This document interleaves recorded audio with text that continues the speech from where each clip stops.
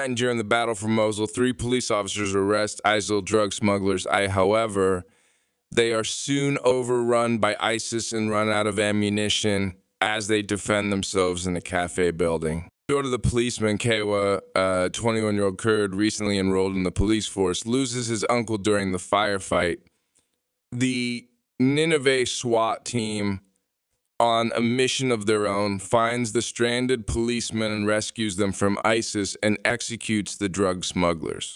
The Nineveh SWAT team is a police unit made up of men, natives of Mosul, who have lost family members to ISIS and are led by Commander Major Jason. Jason checks their names on his list to see if they are enemies or not. Kawa asks why Jamil is not being recruited to Jason's team, and Jason replies that he has not been injured by ISIS and has not lost anyone to revenge. He agrees while his partner, another policeman named Jamil, offers to take Kawa's uncle's body for burial. Jason instructs Walid to look after Kawa. They quickly change his clothes.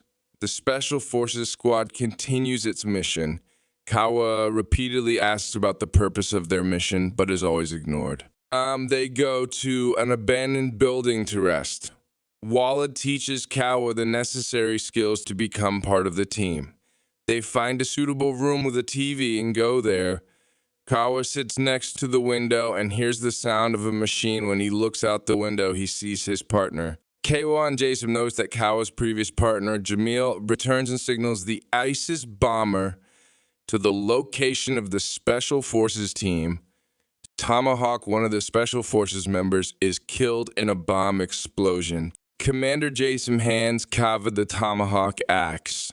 As they take the body of their fallen Special Forces soldier for burial, Kawa is constantly frustrated as no one answers his questions and no one trusts him, while Hookah accuses him of being the partner of a traitor. They have 2 route options, one short but too dangerous, and the other passes from the checkpoint controlled by the police. Jason offers to bribe the policeman and pass from the checkpoint because everyone, both the government and the enemies, lists them as dead, and this gives them an advantage. And the road to the checkpoint, they meet children. Jason takes one thing, but the other one does not want to go with them. They get to the checkpoint, and there, with the help of a bribe, they enter the camp without any problems. Jason instructs the team to take care of the body of his dead friend, and he goes with a child to look for a family for him.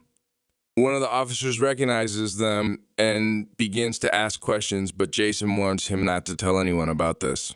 While crossing into the ISIS-controlled part of the city of Mosul, the Special Forces team and surrounding civilians came under fire from ISIS fighters shooting from a rooftop, killing Hookah.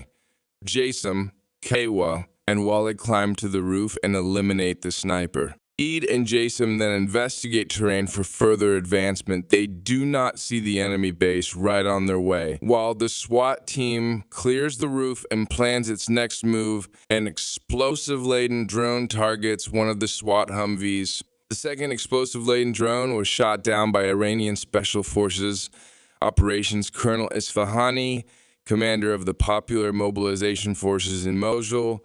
He offers the team AA-47 Special Forces ammo in exchange for packs of cigarettes. When the Special Forces meet with the PMF and Jason exchanges with Esfahani, Jason realizes that one of the PMF prisoners is Kawa's partner, Jamil. Jamil explains that he was captured by an ISIS group and was threatened with the death of his grandson in Michigan if he did not tell them the location of the SWAT team. Tensions quickly rise between SWAT and PMF as Jason and Isfahani argue over what to do with Jamil.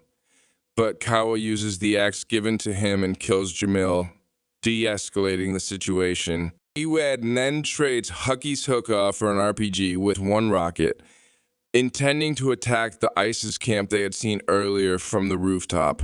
As they leave, Commander Jason explains to Kawa that his SWAT team went against police superiors' orders not to carry out this mission. He begins answering Kawa's repeated questions about the mission. However, Kawa stops him and tells him that he doesn't want to know anymore and will simply follow Jason's commands. The SWAT team continues their mission and reaches a roadblock, forcing them to fight outside of their Humvees. East Eunice accidentally dies from friendly fire. Walid throws a grenade, but the grenade hits a post and falls directly on Kawa's car. Kawa is wounded by a friendly fire grenade. His face is disfigured and he is covered with a balaclava. Kawa puts a mask on him. After destroying the militants' checkpoint, they enter a building on their way to the base. There, they encounter a group of militants after a short battle. The group destroys them. Azak is killed in close combat, and Sinan is stabbed. Jason and Walid climb onto the roof of the building to take a closer look at the base and plan attacks. Walid fires from an RPG, but the shell does not explode.